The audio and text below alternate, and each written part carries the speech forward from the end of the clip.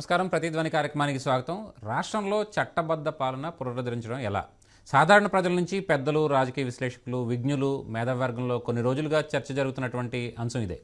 5 ఏళ్లలో గాడి తప్పినటువంటి వ్యవస్థలన్నిటికీ చక్కదిద్దాలి, దిక్కు లేకుండా పోయిన ప్రజల హక్కులకి రక్షణ కల్పించాలి, యంత్రాంగంలో మొత్తానికి పారదర్శకత, జవాబుదారీతనం గుర్తు చేయాలి. జూన్ 4 తర్వాత కొలువుదీరినటువంటి కొత్త ప్రభుత్వం ముందున్నటువంటి సవాళ్ళు ఇవి. మరి ఆ దిశగా ఏం చేస్తే మేలు, మారే ప్రభుత్వంతో పాటు మారాల్సినటువంటి పద్ధతులేంటి? ఇదే అంశంపై నేటి ప్రతిధ్వని చర్చలు పాల్గొంటున్నారు ఎం సుబ్బారావు గారు, రాజకీయ విశ్లేషకులు, అలాగే టి శివశంకర్ గారు, విశ్రాంత గ్రూప్ 1 అధికారి. ముందుగా సుబ్బారావు గారు, రాష్ట్రంలో చట్టబద్ధ పాలన పునరుద్ధరించడంలో కొత్త ప్రభుత్వం ముందున్నటువంటి సవాళ్ళు ఏంటి? అసలు ఆ ప్రక్షాళన ఎలా మొదలు కావాలి? రాష్ట్రంలో ఇప్పటి వరకు కూడా అసలు చట్టబద్ధ పాలన అనేది ఏమీ లేదు. చట్టబద్ధ పాలన పూర్తిగా సమాధి చేశారు. దీనిలో ప్రధానమైన పాత్ర చీఫ్ సెక్రటరీ. ఆయన ఈ యొక్క అధికార యంత్రాంగాన్ని కానీ ఈ యొక్క ప్రజా సంక్షేమం కోసం ఆయన పనిచేయాల్సింది పోయి జగన్మోహన్ రెడ్డి వ్యక్తిగత స్వార్థ ప్రయోజనాలకి, అదేవిధంగా రాజకీయ ప్రయోజనాలకు మాత్రం ఆయన పనిచేస్తూ ఉన్నట్టు కనిపిస్తూ ఉంది. అసలు ఆయనే ఈరోజు 800 ఎకరాలు అసైన్డ్ భూమి కాజేసే ప్రయత్నంలో ఉన్నాడంటే కంచె చెరువు వేసినట్లు ఉంది. అంతకుముందు కూడా అనేకసార్లు కోర్టు మొట్టికాయలు వేసినప్పటికీ కాంట్రాక్టర్ల బిల్లు చెల్లింపులో కూడా సాక్షాత్తు హైకోర్టు చేసిన వ్యాఖ్యలకి ఈ చీఫ్ సెక్రటరీ సిగ్గుతో తలదించుకోవాలి. కాంట్రాక్టర్లని జేబు దొంగలుగా, పెన్షనర్లని పిక్ పాకెటర్లుగా తయారు చేస్తున్నారు మీరని చెప్పటం అంటే ఇంతకంటే దారుణమైన వ్యాఖ్యలు మరొకటి లేదు.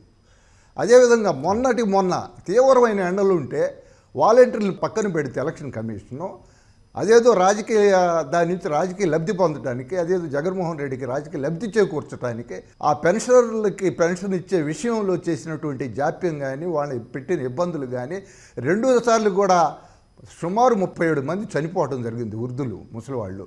వాళ్ళందరినీ కూడా చంపడానికి, చావడానికి కారణం ప్రధానమైన వ్యక్తి ఇతని జవహర్ రెడ్డి అని చెప్పి నేను ఖచ్చితంగా చెప్పగలుగుతాను. అవన్నీ కూడా ప్రభుత్వ హత్యలే. ఇప్పుడు రాజేంద్రనాథ్ రెడ్డి ఈరోజు పోలీసు వ్యవస్థ ఇంత నిర్వీర్యం కావటానికి కానీ, రాజకీయాల కోసమే పోలీసు వ్యవస్థ పనిచేయటానికి కానీ, ఈరోజు ఎలక్షన్ కమిషన్ ఇంతమంది పోలీసు అధికారులని ఈ దేశంలో ఎక్కడా కూడా తొలగించిన దాఖలాలు లేవు. ఈ ఎన్నికల్లో ఇంతమంది అధికారులను తొలగించడం అంతకంటే సిగ్గుచోటు మరొకటి లేదు.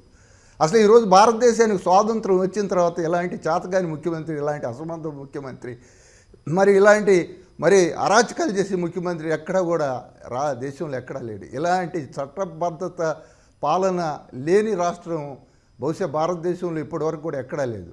ఆ రోజు కేవలం కులం ఆధారితంగానే ఈ యొక్క ఉన్నతమైన పోస్టుల్లో అధికారులు నియమించడం జరిగింది. మరొక అర్హత లేదు. వాళ్ళకి ఏమైనా సమర్థత ఉందా, ప్రతిభ ఉందంటే ఎవరికి కూడా సమర్థత, ప్రతిభ లేదు. దాదాపుగా 60-70 మంది సలహాదారులు నియమించారు. సలహాదారులు ఐఏఎస్ అధికారులు ఉండగా సలహాదారులు ఎందుకు? వీళ్ళందరినీ కూడా క్షాళన చేయాలా? మొత్తం కూడా ఒక డీజీపీ దగ్గర నుంచి కింద కానిస్టేబుల్ వరకు, కింద ఉన్నటువంటి విఆర్ఓ దగ్గర నుంచి పైనుంచి చీఫ్ సెక్రటరీ వరకు కూడా అందరిని కూడా కాస్త సమర్థులైన, ప్రతిభ కలిగిన వాళ్ళని, అనుభవం ఉన్న వాళ్ళని పెడితేనే ఇక గాడిలోకి వస్తుంది. ఇప్పుడు ఉన్న యంత్రాంగాన్ని కానీ పూర్తిగా తొలగించాలి. ఏమాత్రం కూడా ఉపేక్షించకూడదు. దయాదాక్షిణ్యాలు ఉండకూడదు దీంట్లో. గతంలో ఎవరైతే పూర్తిగా వైఫల్యం చెందారో, ఎవరైతే ఈ దారుణాలకు పాల్పడ్డారో వాళ్ళని కఠినంగా శిక్షించాలి. ముఖ్యంగా జవహర్ రెడ్డి లాంటి వాళ్ళు కానీ, రాజేంద్రనాథ్ రెడ్డి లాంటి వాళ్ళు కానీ, ఆ సిఐడి సంజయ్ లాంటి వాళ్ళు కానీ, అనేక మంది, సునీల్ కుమార్ లాంటి వాళ్ళు, అనేక మంది అధికారులు ఉన్నారు, అనేక మంది ఐఏఎస్ అధికారులు ఉన్నారు. వీళ్ళందరినీ కూడా ఊరికి తొలగిస్తే సరిపోదు. మిగతా వాళ్ళకి గుణపాఠంలాగా ఉండాలి. మిగతా వాళ్ళకి రాబోయే వాళ్ళకి కనువిప్పు కలగాల. వీళ్ళని శిక్షించడం ద్వారా తప్పు చేస్తే శిక్ష పడుద్దనే భయం ఉండాలి. ఇప్పటికి ఆ భయం లేదు. మేము ఏ తప్పు చేసినా మన ముఖ్యమంత్రి ఉన్నాడు, ఆయన కాపాడుతాడనే ఒక నమ్మకంతో, ఒక ధీమాతోటి వీళ్ళందరూ కూడా పనిచేస్తూ ఉన్నారు. అలాంటి మొత్తం కూడా క్షాళన చేయాల్సిన అవసరం ఉంది. శివశంకర్ గారు, అంటే వీధికో రౌడీ ఊరుకో ముఠా అన్నట్టుగా పరిస్థితులు మారిన తరుణంలో శాంతి భద్రతలను తిరిగి గాడిలో పెట్టడం ఎలా? వీధికో రౌడీ, వీధికో ముఠా, వీళ్ళని పెంచి పోషించింది ప్రభుత్వ అధినేతలేడు. నేచురల్ రిసోర్సెస్ ఏవైతే ఉన్నాయో, సహజ వనరులు, ఇసుక కానీ, మైన్స్ కానీ, అలాగే ల్యాండ్స్ కానీ, అసైన్మెంట్ ల్యాండ్స్ కానీ, ఈ దోపిడీకి తెరలేపారు. సహజ వనరులను రక్షించవలసిన బాధ్యత ప్రభుత్వానికి. Direct principles of the state పాలసీలో రాజ్యాంగం నిర్దేశిస్తుంది. అలాగే ల్యాండ్స్, గవర్నమెంట్ ల్యాండ్ కానీ, ఎండోమెంట్ ల్యాండ్ కానీ, వక్ఫ్ ల్యాండ్ కానీ, అనాధీన ల్యాండ్ కానీ, బంజర్ ల్యాండ్స్ కానీ, పోరంబోక్ ల్యాండ్స్ కానీ, ఇవన్నిటినీ కూడా రక్షించవలసిన బాధ్యత ప్రభుత్వానిది. ఇక్కడ జరిగింది ఏమిటంటే రివర్స్ ఏమిటి అని అంటే, ప్రభుత్వమే లో ఉన్నటువంటి పెద్దలు అది స్వాధీనపరచుకోవడానికి, ఆక్రమించుకోవడానికి ఈ వీధి రౌడీల్ని వీధి ముఠాల్ని ఒక యంత్రాంగంగా వాడడం అన్నది పరిపాటి అయిపోయింది ఆంధ్ర రాష్ట్రంలో. అసలు శాంతి భద్రతల్ని రౌడీ మోకల్ని కంట్రోల్ చేయవలసినటువంటి పోలీసు వ్యవస్థ వాళ్ళతో మిలాఖాత్ అవ్వడం అన్నది మనకి స్పష్టంగా కనబడుతుంది. పోలీసు యంత్రాంగం అంతా కూడా ఎంత దారుణంగా మారింది అని అంటే, ఒక పౌరుడు వెళ్ళి నాకు అన్యాయం జరిగింది అని స్టేషన్ దగ్గరికి వెళితే అనేక సందర్భాల్లో నేను గమనించానండి, మీ ఎమ్మెల్యే చేత ఫోన్ చేయించి అప్పుడే రిజిస్టర్ చేస్తాం ఎఫ్ఐఆర్. నా ల్యాండ్ పట్టా నాకు రావటం లేదు, వెబ్ ల్యాండ్లో నాది తప్పుడుగా నమోదు కాబడింది అని ఎంఆర్ఓ ఆఫీస్ దగ్గరికి వెళ్తే మీ ఎమ్మెల్యే చేత ఫోన్ చేస్తే కానీ మేము చేయలేమండి అని రెవెన్యూ యంత్రాంగం అంటది, పోలీసు యంత్రాంగం ఇలా అంటది. అసలు వీళ్ళు ఎందుకున్నారు? ఈ అధికార యంత్రాంగము పౌర సేవల కోసం ఉన్నారు, చట్టం అమలు చేయడానికి ఉన్నారు. అది మరిచిపోయి నేను ఆ నాయకుడికి పెత్తందా ఒక బానిసలాగా నేను పనిచేస్తే నాకు నెక్స్ట్ మంచి పోస్ట్ వస్తుంది, నేను కూడా అవినీతి చేసుకోవచ్చు, నీకింత నాకింత అంటే క్విడ్ ప్రో క్రో కరప్షన్లో అన్నది ఈ 5 సంవత్సరాల్లో అధికార యంత్రాంగానికి ప్రభుత్వానికి మధ్య నడిచిందండి. దానివల్ల పోలీసు వారు ఏంటంటే శాంతి భద్రతలను గాలికి వదిలేశారు. పోలీసుకి 4 మాన్యువల్స్ ఉంటాయి ధనంజయ్ గారు. Manual 1, 2A, 2B, manual 3. అసలు ఇది ఎంత బాగా డిజైన్ చేశారంటే పోలీసు వ్యవస్థ ఎలా పనిచేయాలి, ఎటువంటి పరిస్థితుల్లో ఎలా రియాక్ట్ అవ్వాలి, క్లియర్గా అది రాసిపెట్టినటువంటి ఒక గ్రంథం లాంటిదండి. మనకి పవిత్ర మత గ్రంథాలు ఎలా ఉంటాయో ఆ రకంగా పోలీస్ మాన్యువల్స్ ఉంటాయండి. ఈరోజు నేను ఖచ్చితంగా చెప్పగలుగుతానండి, ఈ రాష్ట్రంలో ఏ పోలీస్ ఆఫీసర్ కూడా ఈ మాన్యువల్ ఫాలో అవుతూ తన ఉద్యోగం చేస్తున్నట్టు నా దృష్టికి రాలేదండి. కేవలం రివర్స్గా వాళ్ళు అమలు చేస్తున్నారు. కేవలం ప్రభుత్వ పెద్దల్ని సంతోషపెట్టడానికి, వాళ్ళ ముఖంలో ఆనందాన్ని చూడడానికి, వాళ్ళ దగ్గర మెప్పు పొందడానికి, మార్కులు పొందడానికి డీజీపీ నుంచి కానిస్టేబుల్ వరకు పనిచేశారండి 5 సంవత్సరాలు. లెజిస్లేచర్ ఎగ్జిక్యూటివ్ ఒకటైపోయిందండి. ఒకటైపోయి హ్యాండ్ ఇన్ గ్లౌ లాగా వాళ్ళు నడుపుతున్నారు పాలనా విధానాన్ని. దానికి కారణం ఏంటంటే వాళ్ళ స్వార్థం, మంచి పోస్టింగ్లు రావదనో, లేదంటే ఈరోజు బ్యూరోక్రాట్స్ అందరూ కూడా అవినీతిలో కూరుకుపోయారండి. అవినీతి ఎందుకంటే ప్రభుత్వం అవినీతి చేస్తుంది. కంచే చేను మేస్తే ఇంకా వాళ్ళు ఎవరిని నిరోధిస్తారండి? సరే నువ్వు ఒక 100 కోట్లు కొడితే నేను ఒక 5 కోట్లు దాచుకుంటాను అన్నటువంటి ఒక పరస్పర అవగాహన వ్యవస్థలో నడిచిందండి ఈ 5 సంవత్సరాలు. కాబట్టి రాబోయే ప్రభుత్వానికి ఏంటంటే ఫస్ట్ పోలీసు వ్యవస్థని, రెవెన్యూ వ్యవస్థని ప్రక్షాళన చేయవలసిన బాధ్యత ఉంటుందండి. ఆ ప్రక్షాళనలో ఎంత బాగా చేసినట్లయితే దీన్ని మొత్తం కడగాలండి, శుభ్రత చేయాలి. అడ్మినిస్ట్రేషన్ కానీ గాడిని పెట్టాలి. గాడి తెప్పిపోయింది. ప్రమాణ స్వీకారం జరిగిన తక్షణమే లా అండ్ ఆర్డర్, రెవెన్యూ ఈ రెండింటిని మాత్రం సింహభాగాలుగా ఒక 1 వీక్లోనే దీన్ని ఒక గాడిలో పెట్టవలసిన అవసరం ఈ రాష్ట్రంలో ఈరోజు ఏర్పడింది ధనంజయ్ గారు. రైట్ అండి. సుబ్బారావు గారు, అంటే పోలీస్ కావచ్చు, బ్యూరోక్రసీ కావచ్చు, సామాన్యుడికి న్యాయం జరుగుతుందన్న నమ్మకం ఏ కోసాన లేనంతగా 5 ఏళ్లుగా ఎందుకు ఇలా తయారైపోయింది అసలు పరిస్థితులే? అసలు సామాన్యుడి సంగతి దేవుడు కంటే సాక్షాత్ మాజీ ముఖ్యమంత్రికి, ఒక అధికార పక్షానికి చెందిన పార్లమెంటు సభ్యుడికి, విశాఖపట్నంలో వాళ్ళ సొంత పార్టీ పార్లమెంటు సభ్యుడి కుటుంబాన్ని మొత్తాన్ని, ఆడిటర్ని కిడ్నాప్ చేస్తే 48 గంటల వరకు పోలీసులకు తెలియలేదంటే ఇంతకంటే సిగ్గుపడాల్సిన అవసరం ఇంకోటి ఉందా? ఆయన వాళ్ళ పార్టీకి చెందిన రఘురామకృష్ణరాజుని కిడ్నాప్ చేసి ఇవి ఏ విధంగా చితక్కొట్టారో ప్రపంచం అంతా కూడా నివేరపోయింది. మాజీ ముఖ్యమంత్రి Z+ కేటగిరీలో ఉన్నటువంటి ముఖ్యమంత్రి ఇంటిపైకి వెళ్ళిన వ్యక్తులకి ప్రమోషన్లు ఇచ్చి మంత్రి పదవులు ఇచ్చారంటే జోగి రమేష్ లాంటి వ్యక్తులకి ఇంతకంటే దారుణం మరొకటి ఉందా? తెలుగుదేశం పార్టీ కార్యాలయం మీద దాడి చేస్తే కనీసం కేసు కూడా నమోదు కాలేదు.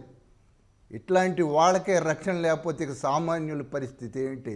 డీజీ సంజయ్ లాంటి వాడు ప్రెస్ మీట్లు పెట్టి ఆ విధంగా రాజకీయ నాయకుడి కంటే కూడా ఇంకా దారుణంగా అతను అభియోగాలు చేస్తూ మాట్లాడుతూ ఉంటే అతను అసలు రాజకీయ నాయకుడా లేదా పోలీస్ అధికారియా? నిన్నటిదాకా ఉన్నటువంటి డీజీపీ రాజేంద్రనాథ్ రెడ్డి ఏ విధంగా వ్యవహరించాడు? ఎక్కడో తాడిపత్రిలో ఉన్న డిఎస్పీ చైతన్య అక్కడికి సంబంధం లేకపోయినా అక్కడికి వెళ్ళి అక్కడ చేసినటువంటి అతను అకృత్యాలు ఏ విధంగా ఉన్నాయి? మాచర్లో ఉన్నటువంటి చిన్నమల్లయ్య కానీ మొన్న ఉన్నటువంటి పోలీసు అధికారులు కానీ ఏ విధంగా వైఫల్యం చెందాడు? ప్రపంచం మొత్తం కూడా ప్రజాస్వామ్యవాదులు అందరూ కూడా నివ్వెరపోయే విధంగా సాక్షాత్ ఒక శాసనసభ్యుడు వచ్చి ఈవీఎం పగలగొడితే పోలీసులు పట్టుకోలేకపోయారు, కనీసం అతని కోర్టు ముందు హాజరుపరచడం, అతనికి బెయిల్ వచ్చే విధంగా సహాయపడ్డారంటే ఇంకా పోలీసు వ్యవస్థ గురించి మనం ఇంతకంటే ఏం చెప్పుకోవాలా? ఇంకో శాసనసభ్యుడు తెనాల్లో క్యూలో ఉన్న ఓటర్ని చంపకబెట్టి కొట్టాడంటే అంటే అసలు ఎన్నికల ప్రక్రియ ఏ విధంగా అపహాస్యం పాలైంది అంటే ఇక్కడ ఎన్నికల కమిషన్ యొక్క అసమర్థత, చేతగానితనం, పోలీసు వ్యవస్థ యొక్క నిర్వీర్యం అయిపోయింది. పోలీసు వ్యవస్థ కూడా అసమర్థత, చేతగానితనం వల్ల ఈరోజు అసలు ఈ రాష్ట్రంలో ప్రజాస్వామ్యవాదులకు కానీ ప్రజలకు కానీ ఏమాత్రం రక్షణ లేదు. ఈ రాష్ట్రంలో ఒకటండి, అధికారము, నేరము, పోలీసు కలిసి పనిచేస్తున్నారు. నేరము, రాజకీయము, పోలీసులు కలిసి సహజీవనం చేస్తూ ఉన్నారు. అలాంటి సమాజంలో మనం జీవిస్తూ ఉన్నాం ఈరోజు. సాక్షాత్ సుప్రీంకోర్టు ఒక వ్యాఖ్య చేసిందండి వివేకానంద రెడ్డి హత్య కేసులో. బాధితుల పక్షాన ఉన్న పోలీసులు నేరస్తులకు, నిందితులకు కాపలా కాస్తూ ఉన్నారని చెప్పిందంటే సుప్రీంకోర్టు చేసిన వ్యాఖ్యలు ఇవన్నీ కూడా. ఈ రాష్ట్రంలో ఈ కేసు ఏమాత్రం కూడా ఉండటానికి తగదు, పక్క రాష్ట్రానికి మారుస్తున్నామంటే ఇంతకంటే పోలీసు వ్యవస్థ సిగ్గుతో తలదించుకోవాలా. డీజీపీ అనేక సార్లు కోర్టు బోర్డులో నిలబడ్డాడు, సవాంగ్ కానీ వీళ్ళందరూ కూడా. మరి అలాంటి వ్యక్తులు ఏ విధంగా రక్షణ కల్పిస్తారు, ఏ విధంగా శాంతి భద్రతను కాపాడతారండి? శివశంకర్ గారు, అంటే ఐఏఎస్లు, ఐపీఎస్లు కోర్టులో లెక్క చేయడానికి గుట్టలుగా పేరుకుపోయినటువంటి కోర్టు ధిక్కరణ కేసులు సాక్ష్యం. అంటే ఆ లెక్కనేనితనాన్ని ఈ దారికి తేవాలంటే ఏం చేయాలి? ఇక్కడ ఒక విషయం అండి, అసలు కోర్టు ధిక్కరణ, కంటెంప్ట్ ఆఫ్ ది కోర్టు, ఒక ఐఏఎస్ ఆఫీసర్ కోర్టుకి అటెండ్ అయ్యాడనంటే అతని జీవితంలో చాలా బ్యాడ్ రిమార్క్ అండి. ఇది గతంలో ఉన్నటువంటి బ్యూరోక్రసీలో ఉన్నటువంటి భావన. ఈ 5 సంవత్సరాలు ఏమైంది అంటే, ఎందుకు ఇలా తయారైంది అంటే, ఎప్పుడు కూడా అండి ధనంజయ్ గారు ఐఏఎస్లు కానీ ఐపీఎస్లు కానీ లేదంటే బ్యూరోక్రసీలో ఉన్న ఇతర ఆఫీసర్స్ అందరూ కూడా ప్రజా శ్రేయస్సు చూడాలండి. ఏ వర్క్ చేసినా, ఏ జీవో ఇష్యూ చేసినా, ఏ రకమైనటువంటి అడ్మినిస్ట్రేటివ్ స్టెప్ తీసుకున్నా that is the top priority. ఎందుకంటే 7th షెడ్యూల్ ఆఫ్ ది కాన్స్టిట్యూషన్లో క్లియర్గా డిమార్కేట్ చేసింది స్టేట్స్లో ఉన్నటువంటి బ్యూరోక్రసీకి, సెంట్రల్లో ఉన్నటువంటి బ్యూరోక్రసీ ఏ సబ్జెక్ట్లో ఎలాగా వాళ్ళు చేయాలన్న విషయాన్ని స్పష్టత ఇచ్చింది. డైరెక్టివ్ ప్రిన్సిపల్స్ని ఎలాగా అమలు చేయాలి ప్రతి రాష్ట్రం అని చెప్పి. అది మరిచిపోయి కేవలం బాస్ ఓరియంటేషన్, అంటే ఒక చట్టం తీసుకొచ్చామనుకోండి, చట్టం తీసుకొస్తే మెయిన్ ఆబ్జెక్ట్స్ అండ్ రీజన్స్ ఉంటాయి ధనంజయ్ గారు. ఇప్పుడు ఉదాహరణకు మీకు ల్యాండ్ టైటిలింగ్ యాక్ట్ చట్టాన్ని నేను ఒక మంచి ఉదాహరణగా కేస్ స్టడీ కింద మీకు దృష్టికి తెస్తున్నాను. ఐఏఎస్లు ఎలా తయారయ్యారనే దానికి ఒక ఎగ్జాంపుల్. మోడల్ యాక్ట్లో ఉన్న సెక్షన్స్ అన్నిటిని కూడా మార్చేశారండి. అంటే అప్పిలేట్ అథారిటీని రిమూవ్ చేసేశారు. 3 years టైం ఇచ్చిన దాన్ని 2 years చేశారు. సో సెంట్రల్ నీతి ఆయోగ్ మోడల్ యాక్ట్ అన్ని రాష్ట్రాలకు ఇచ్చిందండి. ఈ యాక్ట్ని మీరు మీ పేరు మార్చుకొని అమలు చేసుకోండి అని చెప్పింది. వీళ్ళు ఎందుకు ఆ సెక్షన్ మార్చారు అన్న విషయం ఐఏఎస్ ఆఫీసర్గా principal secretary of the revenue కానీ వీళ్ళందరికీ తెలీదా అండి? కేవలం తన బాస్ని సాటిస్ఫై చేయడానికి కోసం వీళ్ళు మిన్నకుండిపోవడం, లేదు ఎంకరేజ్ చేయడం, 2 జరిగాయండి. సో బాధ్యత లేకుండా లొంగిపోవడం, చెంచాల కింద మారడం, బానిసల కింద మారడం. అయితే కోర్టుకు వెళ్తాం కానీ, కంటెంప్ట్ అయితే బోన్లో నిలబడతాం కానీ వారు చెప్పినట్టు చేయాలి మేము, తప్పదు అని. ఆశ్చర్యకరమైన విషయం ఏంటంటే, ఇక్కడ విశాఖపట్నం ఒక జీవీఎంసీ కమిషనర్ అండి, దీని మీద మీరు యాక్షన్ తీసుకుంటే కంటెంప్ట్కి వెళ్తారు అని అంటే, ఆయన పిటిషనర్ అంటాడు అయితే వెళ్తామండి కోర్టుకు వెళ్ళి కంటెంప్ట్ వెళ్తాం కానీ మరి నేనైతే ఇది చేయాలి, నా మీద ప్రెజర్ ఉందా అంటాడు. అంటే ఎంత దిగజారిపోయారండి IAS. Civil service code of conduct ఉంటుంది, సివిల్ సర్వీసెస్ రూల్స్ ఉంటాయి. సివిల్ సర్వీసెస్ వీళ్ళకి authority central government only, state government have no authority at all. ఆ జ్ఞానాన్ని కూడా మరిచిపోయి వీళ్ళ స్వార్థం కోసం, వీళ్ళ తాలూకా పబ్బం కోసం, వీళ్ళు మంచి పోస్టులో ఉండడానికి కోసం, ఈవెన్ కంటెంప్ట్ ఆఫ్ ది కోర్టులకు వెళ్ళడానికి కూడా సిద్ధపడిపోతున్నారు. ఈ ఐఏఎస్లు ఐపీఎస్లు ఏంటంటే ఈ రాష్ట్రంలో పాతుకుపోయారు. వచ్చే ప్రభుత్వం ఎవరెవరు పాతుకుపోయారో వీళ్ళందరినీ కూడా కొంతమందిని సరెండర్ చేయాలండి సెంట్రల్ గవర్నమెంట్కి. కనీసం సెంట్రల్ సర్వీస్లో 10 years పనిచేయాలి. అది వాళ్ళ సర్వీసులో నియమాలు కూడా ఉన్నాయి. వీళ్ళు కేవలం ఆంధ్రప్రదేశ్లో ఉండిపోయి పాతుకుపోయి వీళ్ళ పరిచయాలు పెంచుకొని వీళ్ళు ఎంటర్ప్రెన్యూర్లుగా, ఇండస్ట్రియలిస్ట్గా, క్యాపిటలిస్ట్గా కన్వర్ట్ అయ్యి నేను బ్యూరోక్రట్ని అన్న విషయాన్ని మర్చిపోయి వీళ్ళు ప్రభుత్వం పెద్దలు ఏది చెబితే అది చేయడానికి అలవాటు పడిపోయారండి. సుబ్బారావు గారు, అంటే ఈ 5 ఏళ్లలో అధికార యంత్రాంగం మొత్తం వైసీపీ ప్రభుత్వానికి ఎలా దాసోహమైంది? అసలు ప్రజల కనీస హక్కుల్ని కూడా ఎలా కాలరాసేశారు? రాష్ట్రంలో స్థానిక సంస్థల ద్వారా ఎన్నికైనటువంటి ప్రజాప్రతినిధులు ఒక్క అధికారం లేకుండా వాళ్ళందరినీ కూడా నిర్వీర్యం చేశారు. సమాంతర ప్రభుత్వాన్ని నడిపించడం జరిగింది. అటు సచివాలయ వ్యవస్థ ద్వారా, వాలంటీర్ల ద్వారా. వీళ్ళు అసలు పూర్తిగా ఉత్సవ విగ్రహాల్లాగా మారిపోయారు వాళ్ళు. ఇక అవినీతి విషయంలోకి వచ్చేటప్పటికి ఏ విధంగా అసలు సాక్షాత్ ముఖ్యమంత్రే అవినీతి ఊబిలో కూరుకుపోయిన వాడే. దాదాపుగా 11 కేసుల్లో ముద్దాయిగా ఉన్నాడు. 16 నెలలు జైలు శిక్ష అనుభవించిన వ్యక్తి పాలన ఏ విధంగా ఉంటుంది? కేవలం ఈరోజు అతనే కాదండి, అతని సహచార మంత్రులు కానీ, అతనితో పాటు ఉన్నటువంటి శాసనసభ్యులు కానీ, ఆయా నియోజకవర్గాలన్నింటినీ కూడా చిన్న చిన్న రాజ్యాలుగా వీళ్ళందరూ కూడా సామంతు రాజులుగా వేసుకొని వాళ్ళు చెప్పిందే శాసనం. వాళ్ళు ఏదైతే అక్కడ ఏమి రూల్ ఆఫ్ లా ఉండదు, చట్టం అంతకంటే ఉండదు.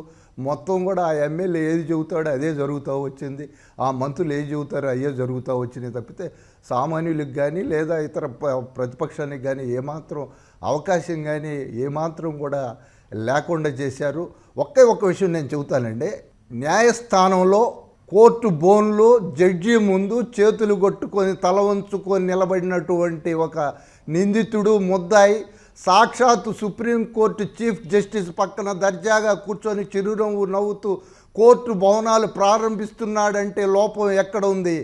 వ్యవస్థలో ఉందా లోపం? లేదా ఆ వ్యవస్థను తనకు అనుకూలంగా మలుచుకున్నటువంటి రాజకీయ నాయకుల్లో ఉందా? లేదా అలాంటి వ్యక్తులను ఎన్నుకున్న ప్రజల్లో ఉందా? ఎక్కడుంది ఈ లోపం అనేది మేధావులు కూడా ఆలోచించాల్సిన అవసరం ఉంది. ఎందుకంటే ఎన్నికల సమయంలో మాత్రమే మనం ఇవన్నీ కూడా ఆలోచిస్తూ ఉన్నాం. ఈరోజు 5 సంవత్సరాలు జరిగినటువంటి ఒక పీడకల్లాగా జరిగింది మొత్తం కూడా రాష్ట్రంలో ఉన్నటువంటి పాలన. ఎప్పుడు తొందరగా ఈ రాష్ట్రం నుంచి ఈ రాష్ట్రం గద్దె దిగుతారా? ఎప్పుడు కొత్త ప్రభుత్వం వస్తుందా? కొత్త పాలన వస్తుందా? కొత్త మంత్రులు వస్తారా? కొత్త ముఖ్యమంత్రి వస్తారని చెప్పి ప్రజలందరూ కూడా ఎదురు చూస్తూ ఉన్నారు. శివశంకర్ గారు, అంటే ఒక దశలో ఎన్నికల సంఘంలోకే చొరబడే ప్రయత్నం చేశారు వైసీపీ కావచ్చు, ఐపాక్ లాంటి సంస్థల నుంచి. అలాంటి పరిస్థితుల్లో వివిధ ప్రభుత్వ యంత్రాంగాల్లో సలహాదారులు, తాత్కాలిక ఉద్యోగులు, కన్సల్టెంట్లు ఇలా చాలామంది తిష్ట వేశారు. ఈ వేళ్లన్నింటినీ కత్తిరించడం ఎలా? చాలా మంచి విషయం ఐడెంటిఫై చేశారు ధనంజయ్ గారు. ఇది చాలా ప్రమాదకరం. ఈ తాత్కాలిక ఉద్యోగులు, కన్సల్టెంట్లు, వీళ్ళు కాంట్రాక్ట్ ఎంప్లాయీస్, వాళ్ళ మనుషుల్ని వివిధ విభాగాల్లోకి చొప్పించడం ఏంటి అని అంటే ఉభయకుశలోపరి. వాళ్ళ పని జరిగేటట్టు అక్కడ ఉన్న ఇన్ఫర్మేషన్ వాళ్ళకి వచ్చేటట్టు చేసుకుంటారు. ఇదే జరిగింది 5 సంవత్సరాలు. అదే ప్రభుత్వ ఉద్యోగి అయితే what 24 hours rule number 3 of the code of conduct ఏం చెప్తుందంటే government servant is servant for the 24 hours అని ఉంటుందండి. ఈ సలహాదారులకు కానీ వీళ్ళ ఎవరికి అటువంటి రూల్ వర్తించదండి. కాబట్టి వాళ్ళు ఏం చేసినా రేపు వాళ్ళు ఏదో స్కామ్లో ఇన్వాల్వ్ అయినా సరే unless there is a criminal conspiracy వాళ్ళ యాక్షన్ తీసుకోవడానికి అవకాశాలు లేవు. సో వీళ్ళ ద్వారా వివిధ విభాగాల్లోకి చొప్పించి వాళ్ళ తాలూకా ఎజెండాని అమలు చేయడానికి కోసం చాలా సక్సెస్ఫుల్గా అమలు చేశారండి 5 సంవత్సరాలు. అందులో వచ్చిందే ఒక రకం ఉంది, వాలంటీర్ వ్యవస్థ, సచివాలయం వ్యవస్థ. ఇది కాకుండా సలహాదారులు అని చెప్పేసి విపరీతంగా అపాయింట్ చేశారు, మోర్ దాన్ 70. అలాగే కాంట్రాక్ట్ ఎంప్లాయీస్, తాత్కాలిక ఉద్యోగులు అని చెప్పేసి ఒక ఏజెన్సీ ద్వారా ఆ ఏజెన్సీకి వీళ్ళు రికమెండ్ చేసి వాళ్ళందరినీ డంప్ చేశారండి వివిధ విభాగాలలో. సో ప్రభుత్వం మీద ఇది ప్రక్షాళన చేయాలండి ఇమీడియట్గా. వీళ్ళు ఏం చేస్తారంటే ప్రభుత్వ డాక్యుమెంట్లు కూడా మిస్ చేయడం మనం చాలా సందర్భాలు ఈ మధ్యన విన్నాము. దాచేస్తున్నారని, కాల్ చేస్తున్నారని చెప్పేసి. ఇది ఎవరు చేయగలుగుతారంటే ఈ టైప్ ఆఫ్ ఉద్యోగస్తులు చేయగలుగుతారండి. ఎందుకంటే వాళ్ళకి రిస్క్ జోన్ లేదు, వాళ్ళు ఏం చేసినా చెల్లుతుంది, వాడి కాంట్రాక్ట్ ఫర్ లిమిటెడ్ పీరియడ్. కాబట్టి వీళ్ళు ప్రమాదకరం. ప్రభుత్వం తాలూకు డాక్యుమెంట్ అంటే రాజపత్రాలు అవి చాలా భద్రంగా ఉండవలసిన అవసరం ఉంటుంది. ప్రభుత్వమే దాన్ని ఉల్లంఘిస్తుంది. చాలా జీవోలు పబ్లిష్ చేయట్లేదు, సీక్రెట్ అంటుంది. రైట్ టు ఇన్ఫర్మేషన్ యాక్ట్ 2004 వచ్చాక నో డాక్యుమెంట్ ఈ సీక్రెట్. ఆ కామన్ సెన్స్ కూడా లేదు ఈ ప్రభుత్వానికి. మేము దాన్ని బయట పెట్టము, అది సీక్రెట్ అంటుంది. ఈ సీక్రెట్ వెనక ఈ కన్సల్టెంట్లు, ఈ సాఫ్ట్వేర్ కన్సల్టెంట్లు వీళ్ళందరూ కూడా ప్రభుత్వం తాలూకా అంగాలు, అంటే ప్రభుత్వంలో ఉన్నటువంటి పెద్దల తాలూకా ఏజెంట్లుగా ప్రభుత్వ విభాగాల్లో చిచ్చుకుపోయారండి. దీన్ని ప్రక్షాళన చేయవలసినటువంటి అవసరము, ప్రాముఖ్యత కొత్త ప్రభుత్వం మీద చాలా ఉందండి. సుబ్బారావు గారు, రౌతు కొద్దీ గుర్రం అంటారు. అంటే ఈ విషయంలో జగన్ చంద్రబాబు పాలన దక్షతల మధ్య తేడా ఎలాంటి మార్పును తీసుకొచ్చే అవకాశం ఉంది? అసలు అనుభవాలు ఏం చెప్తున్నాయి? అసలు ఏమాత్రం కూడా జగన్మోహన్ రెడ్డిని చంద్రబాబు నాయుడు గారిని పోల్చడానికి వీలేదండి. నక్కకి నాగలోకానికి ఉన్నంత తేడా ఉంటుంది. ఇతను సుదీర్ఘకాలం ముఖ్యమంత్రిగా కానీ పాలన పరంగా కానీ అనుభవం ఉంది చంద్రబాబు నాయుడు గారికి. ఇతను ఉభయ రాష్ట్రాల్లో కూడా ఏ విధంగా అభివృద్ధి సంక్షేమ కార్యక్రమాలను ప్రజలకు అందించాడు, ఈ రాష్ట్రాన్ని ఏ విధంగా అభివృద్ధి చేశారనేది ప్రజలందరికీ కూడా తెలుసు. జగన్మోహన్ రెడ్డి అసమర్థత, చేతగానితనం వలన ఈ రాష్ట్రం ఎంత నష్టపోయింది, ఏ విధంగా నష్టపోయింది, పాలనపై ఏమాత్రం కూడా ప్రభుత్వంపై పట్టు లేదు. అతని కనుక పాలనపై పట్టు ఉంటే సజ్జల రామకృష్ణారెడ్డి లాంటి వ్యక్తుల మీద ఆధారపడేవాడు కాదు, ఇప్పుడు ఉన్నటువంటి సలహాదారుల మీద ఆధారపడేవాడు కాదు. ఎప్పుడు కూడా ఆ తాడేపల్లి ప్యాలెస్ దాటి ఎప్పుడు కూడా బయటికి రాలేదు. ఈరోజు ఎలక్షన్లకి ఏదో ఈ 4 రోజులు తిరిగాడే తప్ప అంతకుముందు మంత్రులకు కానీ లేదనుకుంటే శాసనసభ్యులకు కానీ కనీసం వాళ్ళకి ఇంటర్వ్యూ కూడా లేని పరిస్థితుల్లో ఆయన వ్యవహరించాడు. ప్రజల్లో మమేకం అవ్వాలి ముఖ్యమంత్రి అనేది, ప్రజలతో భాగస్వాములు కావాలా, పాలనలో భాగస్వాములు కావాలి, ప్రజలకి నేనున్నాననే భరోసా కల్పించాలి. ఏదైనా నేషనల్ కెలామిటీస్ వచ్చినప్పుడు, ప్రకృతి వైపరీత్యాలు వచ్చినప్పుడు, ఈయన ప్రతిపక్షంలో ఉన్నాగా అని చెప్పి ఏదైనా సంఘటన, ఎక్కడో ఒరిస్సాలో రైలు యాక్సిడెంట్ జరిగితే ఈయన ముందు వెళ్ళటం జరిగిందండి.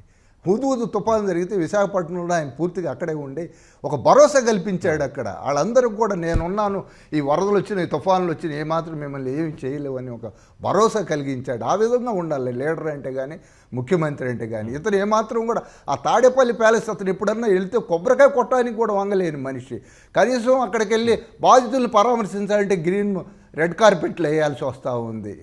ఎక్కడికి వెళ్ళినా కానీ కనీసం ఒక 4 కిలోమీటర్లు 5 కిలోమీటర్లు కూడా హెలికాప్టర్ వాడటం, పైన ఆకాశంలో ఆయన ప్రయాణిస్తుంటే కింద మొత్తం కూడా భూమార్గంలో ఉన్నటువంటి కార్లను, ట్రాఫిక్ను కూడా మొత్తాన్ని కూడా ఆపేయటం, ఇవన్నీ కూడా ప్రజలు అనేకమైన ఇక్కట్లు 5 సంవత్సరాలు బట్టి ప్రజలు విపరీతంగా అనుభవించారండి. కాకపోతే ఏంటంటే ఈ అధికారులు ఏంటంటే జగన్మోహన్ రెడ్డి మెప్పు కోసం, ఆయన యొక్క ప్రాపకం కోసం, అర్హత లేకపోయినా కానీ ఆయాచితంగా ప్రమోషన్ల కోసం, అర్హత లేకపోయినా కానీ ఏదో కీలకమైన పోస్టుల్లో తమకు పోస్టులు వస్తాయి, తమను సంపాదించుకోవచ్చు జగన్మోహన్ రెడ్డి లాగానే ఆలోచనతో అధికార యంత్రాంగం ఐఏఎస్లు కానీ ఐపీఎస్లుగా కానీ ఉన్నత అధికారులు మొత్తం కూడా ఆ విధంగా, అసలు ఈ విధంగా అధికార ఎగ్జిక్యూటివ్ వ్యవస్థ ఇంత దారుణంగా వైఫల్యం జరిగింది ఏదన్నా ఉంటే ఆంధ్ర రాష్ట్రంలోనే అండి. జగన్మోహన్ రెడ్డిని చంద్రబాబు నాయుడు గారికి పోలిక ఏమాత్రం కూడా లేదు.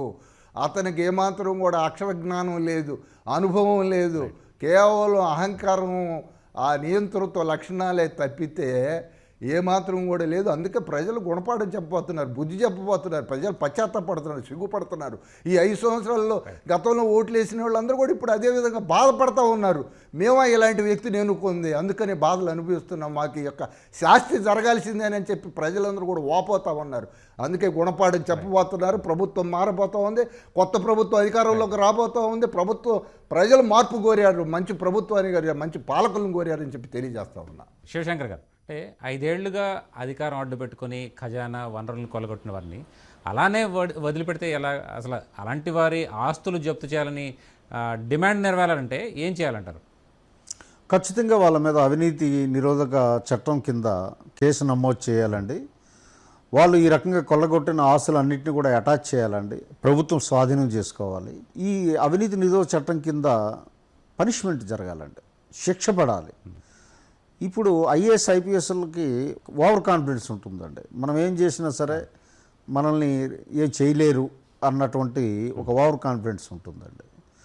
సో దాని మీద రాష్ట్ర ప్రభుత్వం యుద్ధ ప్రాతిపదికగా ఈ కరప్టెడ్ ఫెలోస్, హైలీ కరప్టెడ్ ఫెలోస్ని ఒక శాంపుల్గా ఒక 10 మందిని శిక్షిస్తే వాళ్ళ ఆస్తులన్నీ జప్తు చేసేటట్టయితే తప్పు చేసిన వాడికి శిక్ష, మంచి చేసిన వాడికి బహుమతి అన్నటువంటి క్యారెట్ అండ్ స్టిక్ పాలసీని ఈ ఐఏఎస్ల ఐపీఎస్ల మీద మాత్రం ఉపయోగించాలన్నటువంటి అవసరం ఉంది.